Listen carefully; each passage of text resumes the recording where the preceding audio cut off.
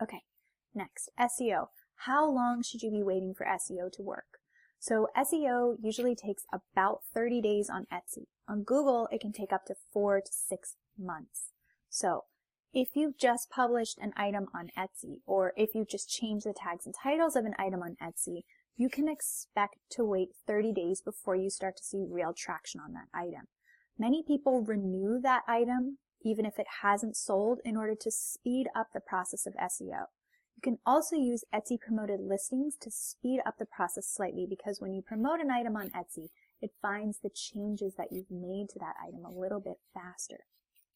But there is no quick fix for SEO.